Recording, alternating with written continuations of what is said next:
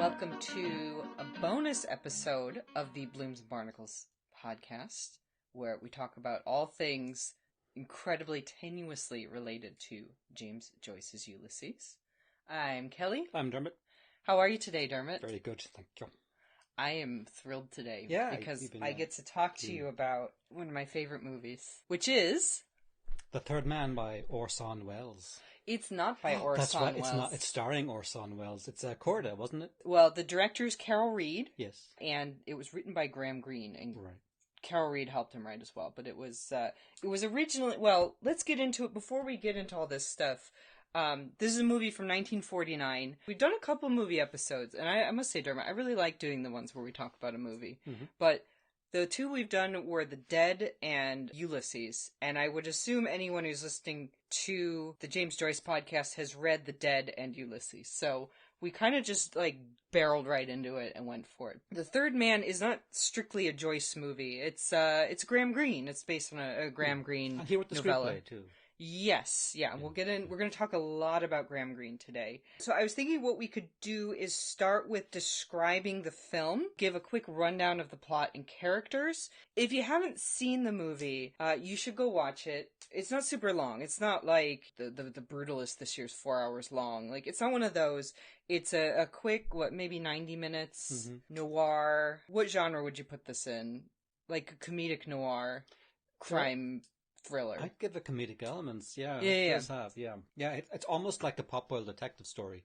Mm-hmm. Because the man who isn't a detective, but he's a detective writer, not to get too far ahead of it, but he gets involved in a crime mystery. So it's a mystery movie with a detective kind of twist, twang to it. The film that this would... I'm not sure, what year is Casablanca? Well, they're in Algeria and there's Nazis, so I'm wondering is it post-war? Yeah, because this is a post-war movie as well. I would say a very early Cold War movie. The other film that The Third Man is most in conversation with, I think, would be Casablanca. Yes.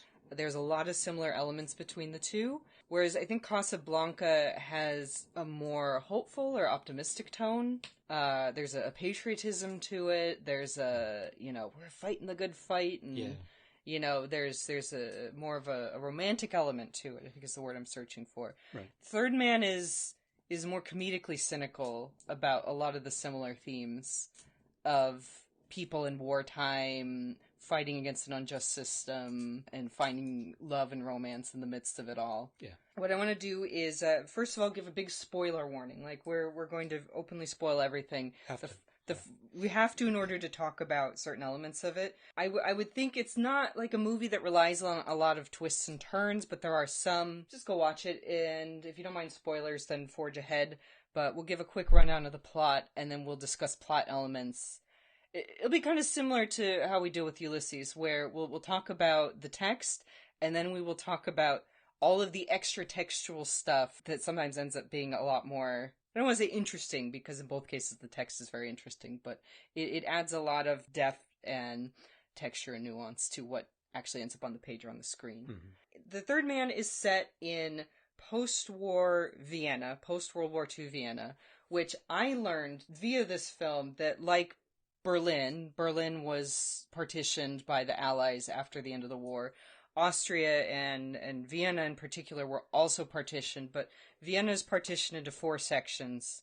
Do you remember what they were? French, British, Russian, American. Yes, and then there's an international section in the middle, and movement between them is very restricted. Vienna was partitioned for a much briefer period than Berlin, but that's kind of the situation that our main character, Holly Martins, finds himself in. He's a young, upstart American writer of Western pulp novels. He's shown up at the behest of his friend, Harry Lime, and he goes to find Harry once he arrives in the city, and he finds him being lowered into his own grave.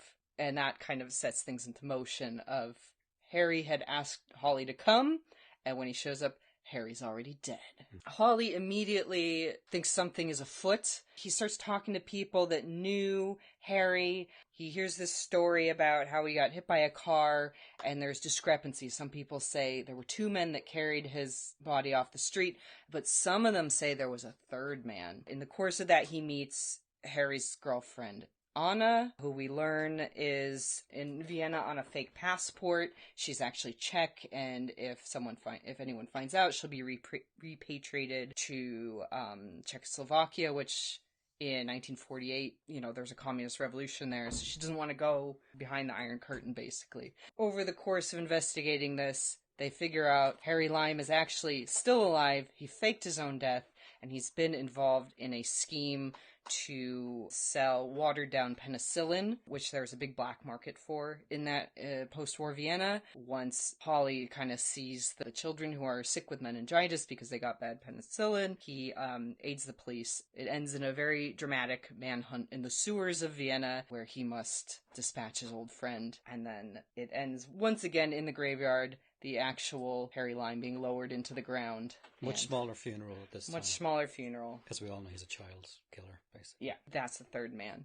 It is interesting. I read a few film reviews of it. It is very well received overall, but you read some reviews, especially ones that kind of came later on. There's a lot that kind of say it's sort of style over substance, that the plot's pretty straightforward. It's not super deep, but I would give it 4 out of 4 stars. Yeah. It is on both the best top 100 British movies from the British Film Institute and also the top 100 American movies from the American Film Institute. Is it a British film? Is it an American film? That is worth discussing. There's lots of filmic elements, the Orson Welles of it all. So where would you like to go next? What do you want to talk about? Well, again, the film shot in 1949 in Vienna.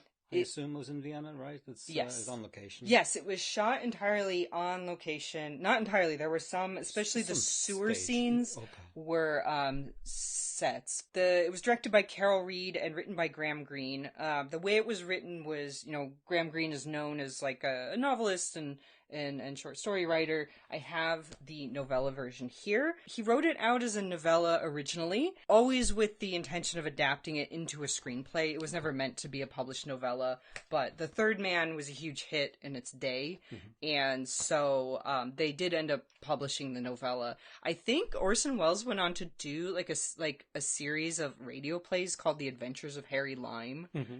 So Harry dies at the end of the movie. Right, prequel stories. Yeah. It's like all of his adventures leading up to that. So it was written by Graham Greene, directed by Carol Reed. There are rumors in the many decades since that Orson Welles directed it, that he wrote it, that he had a much bigger part in it. Yeah, it's my confusion because I just associate the movie so much. Yeah. And that is not true. He did apparently write into the script that bit about the cuckoo clock. Well, what the fellow said. In Italy, for 30 years under the Borgias, they had warfare, terror, murder, and bloodshed, but they produced Michelangelo, Leonardo da Vinci, and the Renaissance. In Switzerland, they had brotherly love. They had 500 years of democracy and peace, and what did that produce? The cuckoo clock. So long, Holly. I guess the Swiss have retorted to that and said, actually, we did a lot of other things. We weren't neutral until fairly recently, but that is, one of the most famous bits in that movie. Anyway, Graham Greene says he and Carol Reed kind of worked most of it out. They had some differences. There are things that changed, so it's sort of the story of this feckless American who shows up in Vienna knowing nothing, just like a bull in a china shop, thinking he's like solving this case, and what he thinks is the hero ends up being the villain. It was originally 2 British men. It was changed over in part because David O. Selznick, who's American, came on as a producer and wanted to be able to sell the movie to an American audience. I know Greene has written that there were thematic reasons, so he thought it worked better to have 2 Americans bungling around in Vienna, but I think it was also just Joseph Cotton, who plays Holly Martins, was like on contract with whatever studio that Selznick worked for. Orson Welles was a big get. I guess they originally wanted Noel Coward to play Harry Lime. Okay. Which I think would have been a pretty different movie. Very. Doesn't have that Orson Welles menace. Yeah. Because Orson Welles is such a big presence in it, and he's one of those characters where everybody remembers him in it, but he's in it only for a very short time. Tiny part of the movie. Yeah. I think like Alec Baldwin in Glengarry Glen Ross. Yeah. He's in that movie for 5 minutes. Ned Beatty in Network, one scene. Yeah. To go even more highbrow than that, Beetlejuice, Michael Keaton, the original Beetlejuice, doesn't show up till like 45 minutes in, and you remember him being there the whole time. The whole movie. because there are certain people that just have a big on-screen presence. Yeah. And Orson Welles, apparently, like, that was very calculated for him. There's a fantastic essay on this movie by Jonathan Rosenbaum, who is a film critic at the Chicago Reader, which is an independent paper in Chicago, where he said that Orson Welles strategically did not want to be in the whole movie. He wanted to come in really late in the film, and that's very much how he wanted to be in the movie, to be an enormous presence that's only in there for a little bit, because in his mind, that is how you demonstrate that you are the greatest of all actors. Right. You know, if you're in there from, point A to point Z, like, there's a lot to draw on, but if you can create such a memorable presence from just one or two scenes, that much more shows the power of your acting. Right. The other thing they changed, and I guess this was a big point of conflict, was that the original story has a happy ending. Holly and Anna get together at the end. Right. And the movie famously ends with her snubbing him. She never loves him at any point. He is desperately trying to get with her. She remains loyal to Harry throughout the movie. And then at the end, they all know they're now at his real funeral. And she walks away from the graveyard down this long avenue in this cemetery. Holly's on the little car with the English police officer. And he's like, hey, stop the car. And he's going to go back and, like, lean against this little cart there in the cemetery. And when the girl walks by, he tries to talk to her. And she just blanks him and just keeps going down that long avenue of trees. I guess that was where the one scene where they really had, like, a big argument was this one. Ultimately, they changed it because Reed thought it would be too cynical. Because the last two scenes in the movie are Harry Lime dies and then they're at his funeral. That if they get together while his body is barely cold in the ground, that's just very dark and sinister almost. Yeah. And it would just make a lot more sense if it was not kind of the Hollywood ending. Yeah. Was something they wanted to contrast with, like, Casablanca. It's been a long time since I saw Casablanca. But he puts her on the plane and he walks off with the Frenchman. So there's like gay readings of that. Like, I could use a trip. But it doesn't make any difference about our bet. You still owe me 10,000 francs. And that 10,000 francs should pay our expenses. Our expenses? Louis, I think this is the beginning of a beautiful friendship.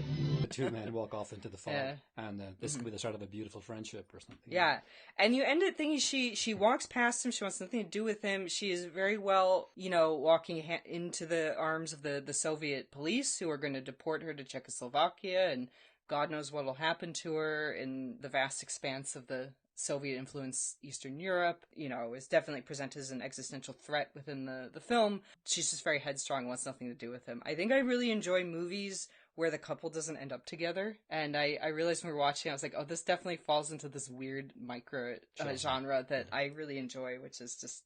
I still read that as ambiguous. Like, he's still going to shoot his shot. Like, he's going to wait a while. Yeah. She knows he's, like, left. He's staying in town.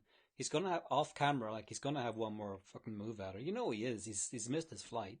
What's he got to lose? No, he's on his way. He's supposed to be in the little car going to the flight. Yeah, but the guy said you're barely going to make it. Yeah. The guy drives off. He has missed his flight. That flight's gone. Like, there's no way he's getting on that plane. He's smoking a Strand cigarette. You're never alone with a Strand, remember? So he's still, he's thinking up the end for a few more days. Yeah. He's still going to make a move. So in the next chapter of whatever happens in that story, he's still going to try. She's probably going to come to go to hell, but he's still going to try. And I think one reason that Green relented is that he is supposed to come in like a cowboy in one of his pulp novels, where he's like this hyper competent hero who heroically saves everyone and gets the girl. But instead, he learns that his best friend's a criminal who has killed children, is a completely unrepentant psychopath. He can't save him. He has to kill the person he came to save, and the girl wants nothing to do with him. So it's his friend more or less insinuates, I can throw you out of this thing and kill you. There's no proof against me. Besides you.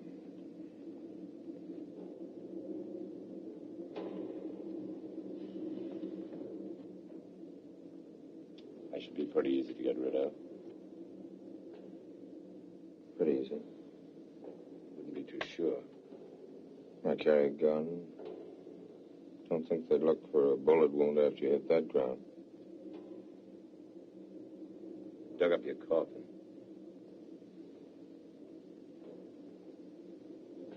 found harbor?